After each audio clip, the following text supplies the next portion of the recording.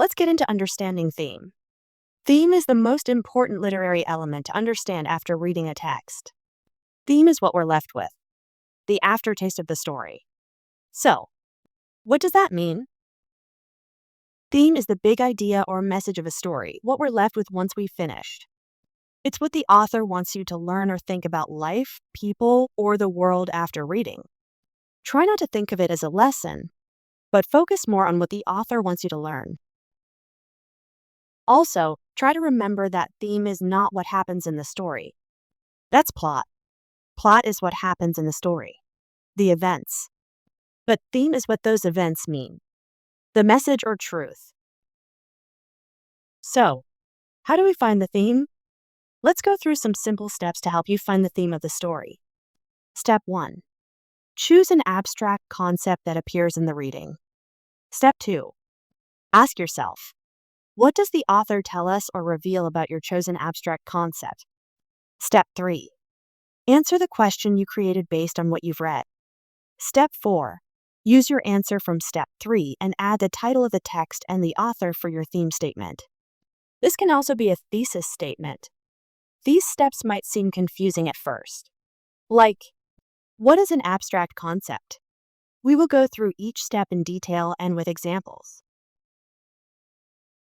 Step 1. Choose an abstract concept that appears in the reading. What is an abstract concept? Think about abstract art.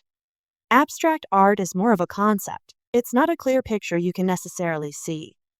An abstract concept is the same thing. It's an idea you cannot touch or see that appears in the story. So, let's go through some examples of abstract concepts. Freedom, love, identity, hope, fear, and justice are just some examples. These ideas exist, but you cannot physically touch or see them. After you've chosen your abstract concept or idea that appeared in the story, you can move on to Step 2. In Step 2, ask yourself, what does the author tell us or reveal about your chosen abstract concept? Look through the examples of how you would word this question to answer in the next step. What does the author tell us about freedom? What does the author tell us about love? What does the author tell us about justice? What does the author tell us about hope? What does the author tell us about fear? What does the author tell us about identity? In Step 3, you'll have to think deeply about what you've read to answer what the author is trying to tell you about the abstract concept or idea that you came up with. Let's look at some real examples from real sonnets. If my abstract concept is love in Sonnet 29 by William Shakespeare, I might answer the question that love gives hope even in hard times. Shakespeare shows this in his poem when the speaker feels unlucky and left out. But remembering the one he loves makes him feel rich. I could answer the question that in Sonnet 134, Francis Petrarch shows that love is full of contradictions. He demonstrates this by the speaker saying that love makes him feel both pain and joy at the same time. Finally, another abstract concept of love. In Almoriti 67, Edmund Spenser writes that love comes when it's not forced. He shows this when the speaker chases love like a hunter chasing a deer. But love does not come to him until he stops chasing. Let's go through a few more examples with themes that do not connect with love. If my abstract concept is time in Sonnet 60 by William Shakespeare, I might answer the question that time is unstoppable. Shakespeare shows this in his poem when he compares time to waves constantly moving to the shore, showing how quickly time passes. I could answer the question that in Almoriti 77, Edmund Spenser shows that knowledge outlasts physical things. He demonstrates this by the speaker praising learning as lasting while other things fade. Finally, in Sonnet 19, John Milton writes about purpose and finding purpose in difficulty. He shows this when the speaker wonders how he can serve God as a blind man, but realize that patience and faith also have value. Now, you've reached the final step. In Step 4, you will use your answer from Step 3 and add the title of the text and the author for your theme statement. This can also be a thesis statement.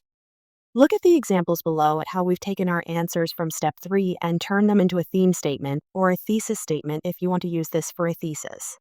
In Sonnet 29, the speaker of William Shakespeare's sonnet reveals that love gives hope even in hard times. Sonnet 134 by Francis Petrarch demonstrates that love is full of contradictions.